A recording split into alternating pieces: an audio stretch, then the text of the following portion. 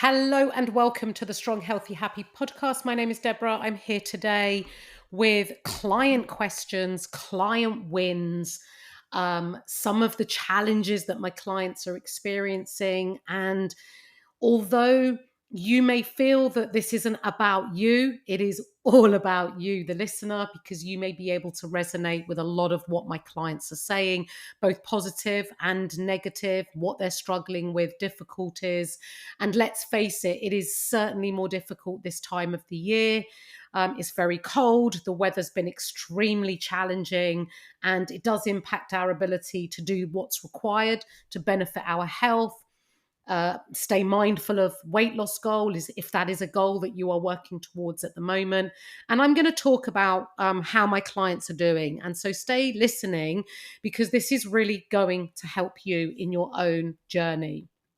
So, I'm going to get started and talk about some of my client wins because one of the biggest win that I've had this week from they're all big wins, but this particular client, I've worked with this client on and off for some time now, and she was more recently diagnosed as being pre-diabetic, and she's been working with me consistently now for some time in trying to lose weight to reduce her risk of diabetes.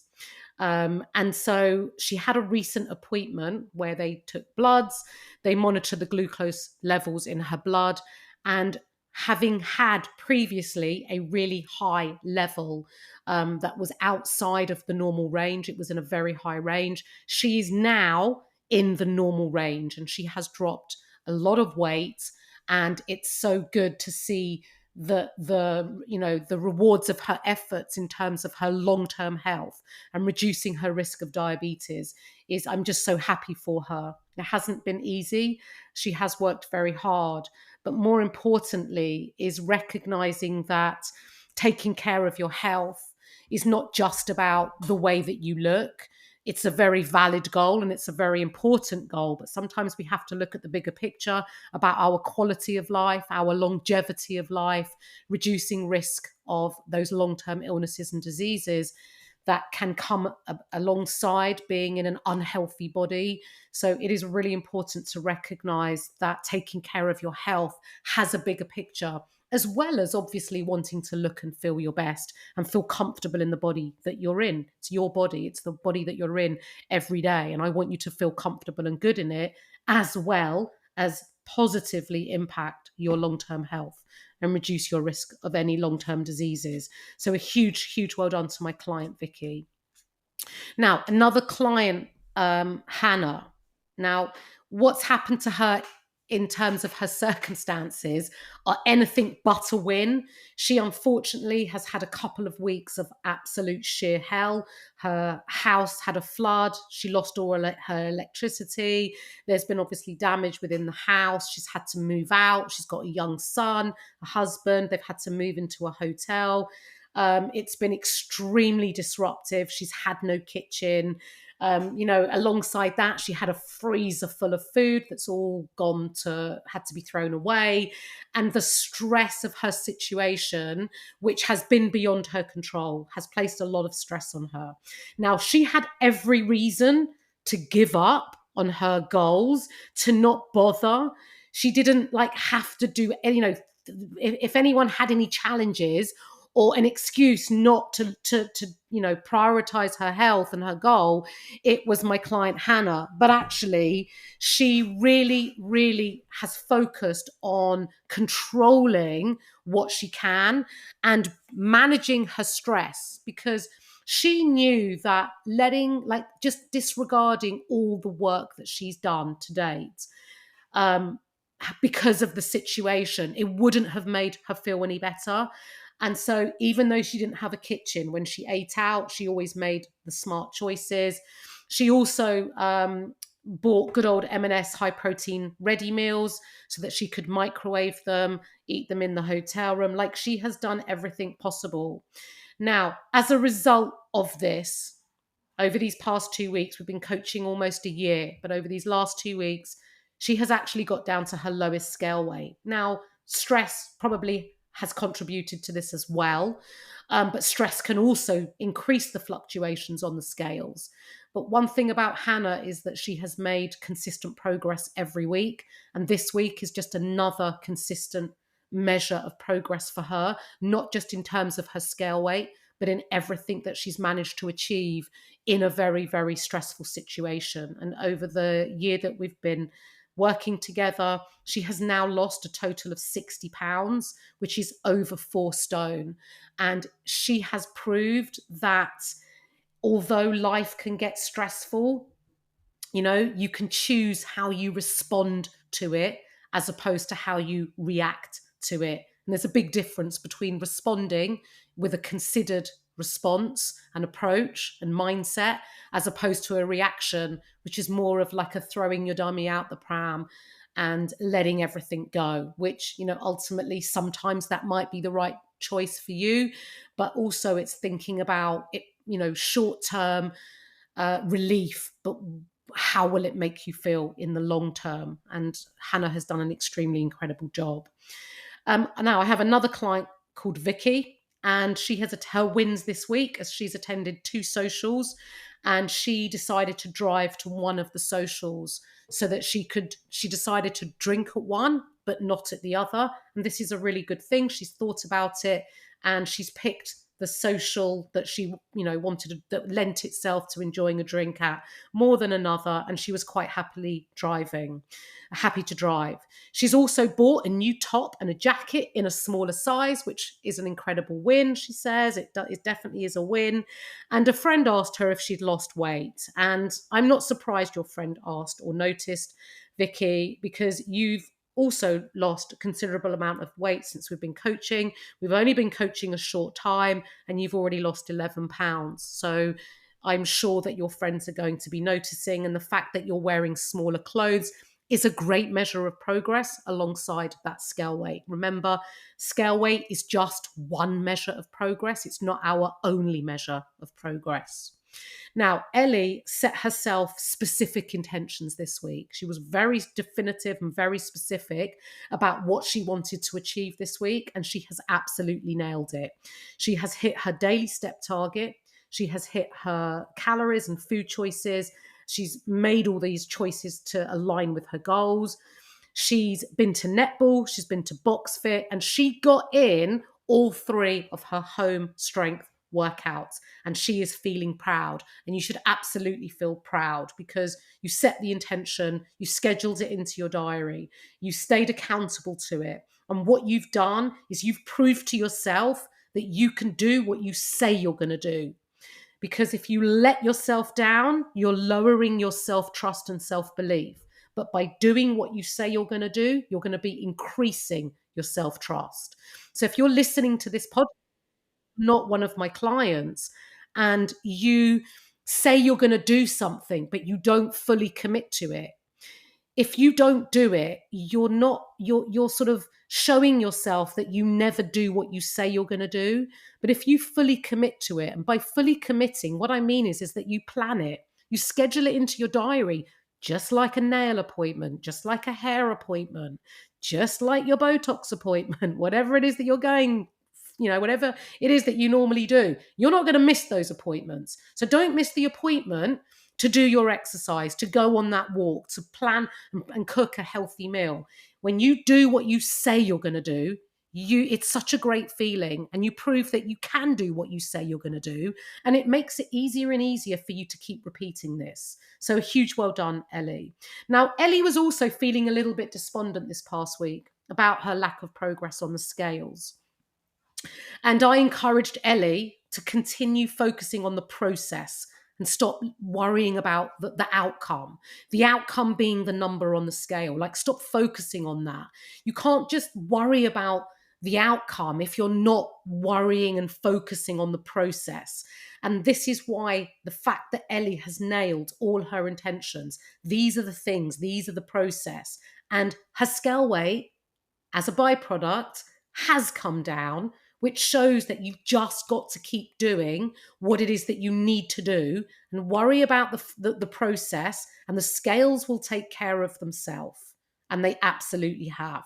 Sometimes it takes a little while for the scales to catch up with all the hard work you've been doing. But if you give up, you'll never get to where you want to be if you give up every time those scales don't move, or you're not seeing the progress you feel you deserve. You've got to keep consistent, and you've got to keep going. And you will, if you've stuck to everything, you will get the outcome that you want. Now, Lynn has had her birthday this week, and her big win is having a huge weekend away and a birthday without any hangovers. Well done, Lynn. That's great. So that tells me you reduced your alcohol. Is that correct? But well done to you. Now, two of my clients, they both had Heather and Jackie. They individual, individual targets that I've given them. But I've introduced the stationary bike to both of them. Now, Jackie previously was unable to do the bike because she was waiting for surgery on her knee, which she now no longer needs because she's introduced my structured and progressive training program. She's in the gym. She's increased the strength in the joint and supporting her knee. And her consultant told her she no longer needs an op, which is amazing news. But I decided it was time to get her onto the bike. And then separately, just for another client, I decided to give her a bike challenge as well. So both these lovely ladies, Heather and Jackie, have had a goal of introducing the stationary bike. And both of them started with single digit of time. A minute, 2 minutes, that was enough to start with. 2 weeks later, they are both in double digits, and they have both increased their time on the bike. And as a result, I've increased their goal. But it just shows that over time, you can build up your fitness, and it's never too late to start. And these ladies are doing an incredible job, and they're very, very big wins. And I'm extremely proud. So keep up the great work. Now let's talk about challenges, because, it's not all smooth sailing. And it's like you often may say to yourself, I know I hear it a lot, it's like, I know what to do. Why don't I just do it? And that's because, losing weight or taking care of your health, it may sound simple, right? It may sound simple that, you just got to do X, Y, and Z and you'll get the results you want. The problem is, the issue that makes it difficult is that you're a human being. You have a life. It's not like you're only focused on the one thing, being yourself and all the things that you need to do. But you may have a job, you may have a family, you may have a house to run, you may have elderly parents that you need to be looking after. You may have a multitude of pressures, commitments, and things happening outside of yourself that impact you, your time, and your pressures in being able to get everything done. And so it's not as easy as just knowing what to do. Yes, we know what to do. Yes, there are strategies. Yes, there are techniques that I coach my clients to be able to set them up as best as possible so they can do all these things that they need to do. But, we also have to consider other things going on in our life. It would be lovely if we could just worry about ourselves all of the time, but life isn't like that. We have dependents and we have things going on in our life that we have to consider. Now, it's also alongside this really challenging at the moment. Now, I know with myself, my steps are lower than they usually are, and it's taken me real effort to get my steps up. And I'm very active anyway, but my steps have definitely become lower. And there's no doubt about it. It is harder with the weather, the wet weather, the dark. It's dark in the morning, it's dark in the evening. It's really difficult. Now, I'm not, you have to think about your personal safety. You have to think about, I don't want anyone tripping or falling, walking in the dark. But what I would say is that although things look really bleak when you're inside your house looking out, often when you open your front door and look out, it's never as bad as what it looks like or feels like when you're inside looking out. And I know with myself, I've had to kind of get myself out like at 7:00 in the evening or whatever time, when it's not my usual time. I normally get all my steps in just moving about, walking day to day. Plus I have a dog and the dog needs walking. He doesn't even want to walk as far at the moment. So it has been a real challenge, but I noticed that my steps are low. And I did go out in the evening, and I've done that a few nights. And actually, it's really quite enjoyable. And I can clock up just 5,000 steps walking around the block.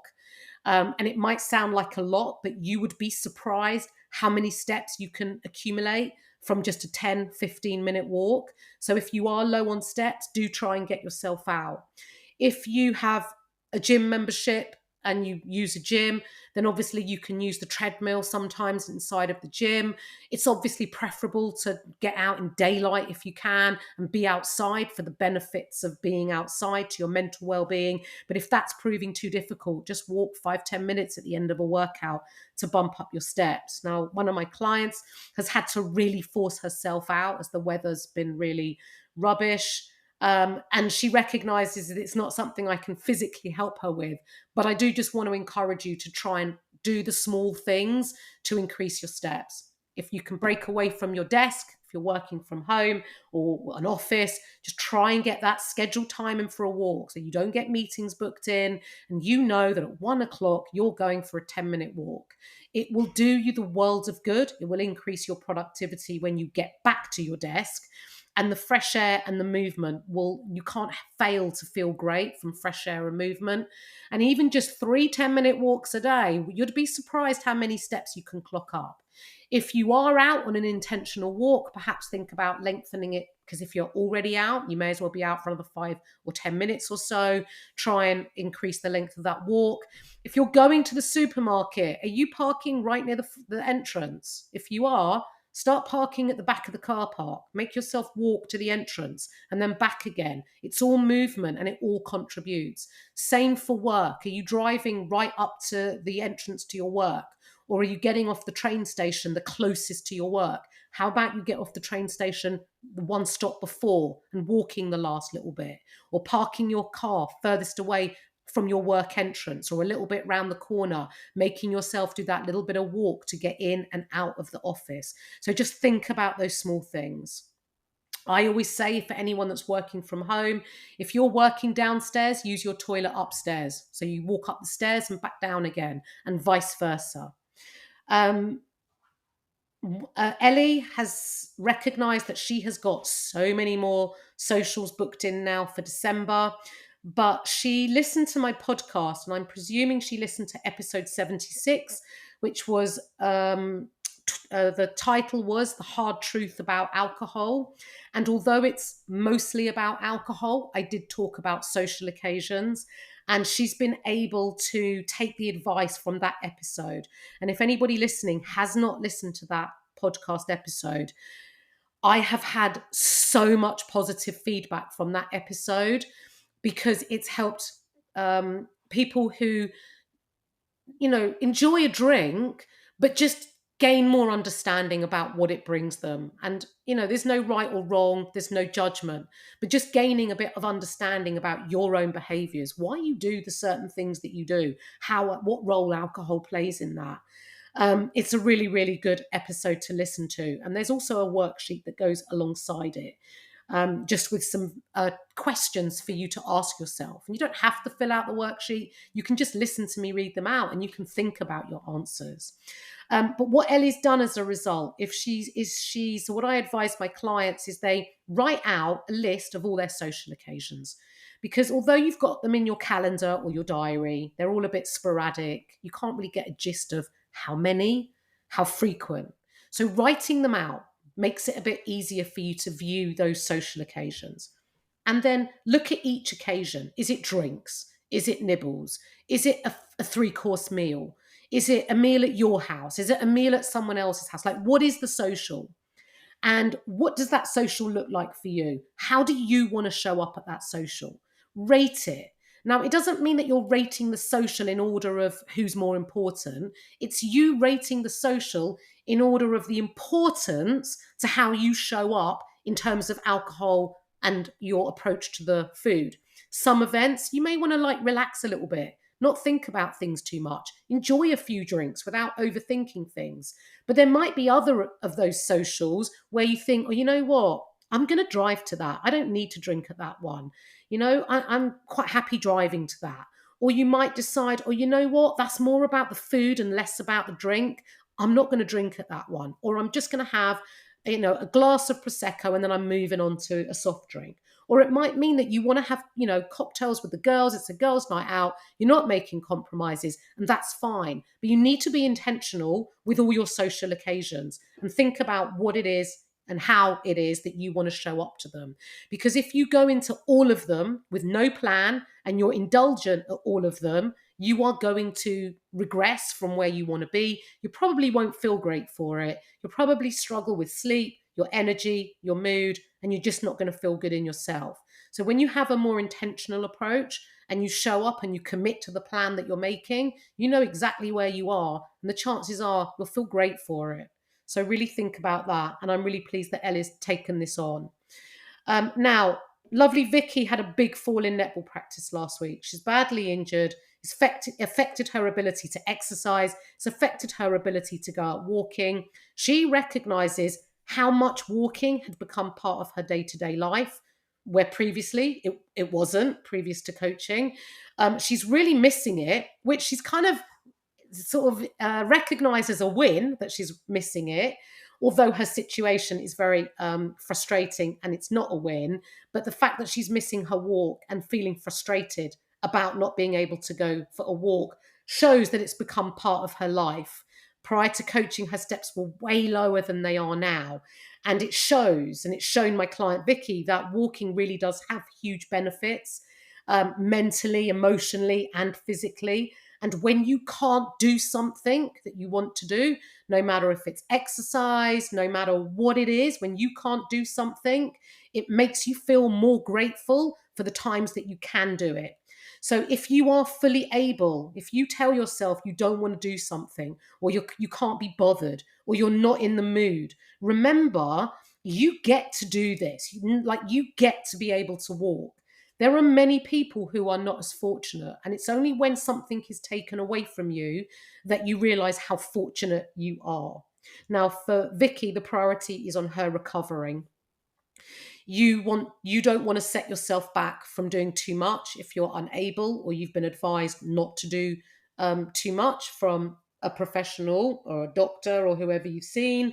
But if you feel ready to go back into the gym and perhaps ease in on a stationary bike, which is low impact, you could definitely introduce that if you feel ready, but ease in.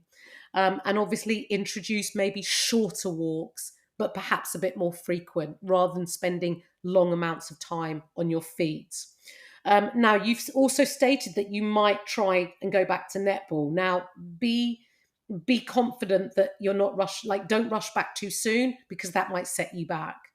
Make sure that you can weight bear, make sure that you're able to walk. If you're not able to walk and your walking has really been impacted, maybe it's a little bit too soon to go back to netball. And although those of you who have sports or are active, or you hate not doing things, we have to be smart and we have to make decisions with our head, not with our heart. And it's very difficult. I've struggled with this myself in my time. I've had many, many injuries over the years.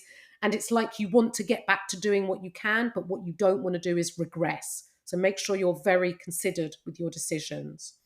Now, one thing that Vicky has noticed is that it's impacted her eating, because she hasn't been able to walk or to exercise, and she was feeling fed up. Now, she hasn't eaten particularly to excess, but her mood impacts her eating. Now, what I really want to highlight here is, I totally understand that your mood has been impacted, but it is really important to eat nutritious foods when you are injured, when you are unwell, because you want to give your body nutrients. You need to repair your body. You need to recover, whether it's from a cold, an injury, or any type of illness, or whatever's going on in your body if you're not feeling great. Eating crap food isn't going to help you get better. It might give you short-term hit, but it's long-term not really going to add any value. Of course, you can include it. And this particular client is managing her own calories. She's tracking. You can absolutely fit in those more delicious, palatable foods, but alongside your majority nutritious, healthy diet. You need to be including protein regularly to encourage recovery, and plenty of veg and fruit for your minerals and nutrients. And remember, you can't control getting back into the gym. You don't want to go back too soon. So you have to think about what you can control. You don't just want, remember those tire analogy I gave you before in a previous podcast, is, one of your tires is out because you can't exercise. Another tire is out because you can't walk either. But that doesn't mean you stab the other two tires so that you then have four tires out. You can still make progress on two tires. And Hannah has proved that with all the impact and stress she's been through over this past couple of weeks. You can absolutely still make progress while injured. And remember, your exercise contributes very little to your weight loss goal. It's hugely beneficial for your long-term health and being strong, to get a lean, strong body, to support the aging, to manage menopause symptoms, and all the other benefits that exercise brings you. But whilst you can't do it, worry about what you can control and what you can do. And you can focus and you can control your nutrition. Now, another challenge. Now, this was for Lynn. Obviously, she's had a birthday weekend. She said that there's been temptation at every turn. And my question, for anyone who has celebrations or just with Christmas and huge amounts of social goals, and I've said this earlier on in the podcast, you need to have a plan. If you don't have a plan, how do you know how you're going to show up? Now, I'm not saying to micromanage every single decision, but you need to have some kind of action plan, because if you go into an event or an occasion with no plan, you're not committing. You're letting yourself, oh, well, if you want to do that, do that. But if you don't. And if you have a goal or you want to feel a certain way, you have to commit to a plan. And it's not good enough just to go in with a wishy-washy approach, because a wishy-washy approach will give you wishy-washy results. And, you want to be able to have a plan and know what indulgences you're picking. Because if you go in with I'm just going to do what I want and I can have it all approach, unfortunately, you can't have it all and expect to make progress. Now, obviously birthdays definitely need celebrating, but remember, look at the bigger picture. How many social events have you had in this past week? How can you, write them out? Like I said earlier in this podcast, have a plan and be detailed and be specific so that you then know what the plan is and you can stay accountable to it. Now, one thing that Lynn has noticed is the negative impact of excess. And it goes back to what I said earlier. No one feels good from eating in excess. No one feels good from eating excessive amounts of food where you're having to unbutton your jean button or whatever, your trouser button, or your skirt feels tight or whatever it is. No one feels good. So you need to remember, it brings us back to being more mindful when you're eating. And I have done a podcast on mindful eating, because eating in a mindful state enables you to gain more pleasure from your food, but also recognize fullness and being able to being able to recognize when you're feeling a comfortable level of fullness and stopping, even if it means leaving food on your plate, because no one feels good from overeating. Now, to finish up with, I'm going to talk about little bit of feedback. Actually, no, I'm going to answer a question. I had a couple of questions that came in through Instagram, and one of them was about I'm going to be doing home workouts. This lady was previously using a gym. I'm going to be doing home workouts. What equipment do I need? And for anyone that wants to do exercise from home, you can absolutely do effective home workouts that will get you results. To start with, if you've never exercised before, using your body weight can be really effective. But as you begin to do it more frequently and make progress, then adding weight is going to be able to enable you to add intensity to your workouts via weight, adding weight. And I would recommend that dumbbells are more versatile than just having a fixed bar, and having a bit of a range of dumbbells as well. So for the bigger exercises, the bigger muscle groups, you can use heavier dumbbells. And for the smaller muscle groups, you've got the availability to use smaller dumbbells. You can either get adjustable dumbbells or a few sets of dumbbells, and all gym equipment and weights and things, not gym equipment, like home gym equipment, is going to be all out in the shops if it's not already, because it's that time of year. So look out for it. Aldi normally have it. Decathlon and Argos and lots of other outlets, Facebook Marketplace, etc. If you have the room and you want to be able to get yourself a bar, it will enable you to do more exercises. And, even if it's not a full Olympic bar, a 15-kilogram bar with the bigger diameter weight plates is really useful in doing deadlifts and other types of exercises. And obviously thinking about protecting your flooring, and whether you're exercising upstairs or downstairs, you don't want to be going through the ceiling. So just thinking about what's practical, what's safe. And then I had another question about, is my medication responsible for water retention? I'm struggling to lose weight. And it's really hard for me to answer that without the specifics of the medication and without knowing you in greater detail and how your weight has fluctuated, maybe pre-taking that medication and since that medication. But I would definitely go back to the doctor if you do have any concerns. Okay, let's finish off with, what are you enjoying about coaching? So the support and feedback I had last week really helped me to have a few realizations. And after a week of not tracking, I then got back on it and felt more in control. Another client has written, this week brought everything from you. She's talking about me. Concern, tough love, support. It's really helpful to get a different expert perspective on things and for you to share your knowledge. You're very welcome. And this client has had every side of me. But you know what? One of the best things about being a good coach is knowing when to be more compassionate, when to be softer, when to show concern or when concern is needed, when tough love is needed, when reassurance is needed. And coaching is so much more than just sticking to a diet and moving and doing exercise. There is so much more to it because you're a person. Like I said earlier in this podcast, we have to peel back the layers. We have to understand why you do the things you do, your behaviors, your habits. And so I can help you be the best version of yourself. So I'm really pleased that you found it beneficial. I'm enjoying the podcast and I'm making through them one by one from the beginning. There's a lot of episodes. This will be episode 77. I started my podcast a year ago as a way to give free women's health and weight loss advice. Coaching isn't accessible for everybody, although all my clients listen to my podcast because it's another touch point of my expertise and advice during the week. And I'm so pleased that so many of you are listening to it, which brings me on to reminding you to please share my podcast in all your friendship groups, in your Facebook, in your Instagram. Share that you've listened to one of my episodes on your stories. Tag me, Coaching with Debra. And if you have any questions, to reach out in any of my social medias. All my contact details are in the show notes.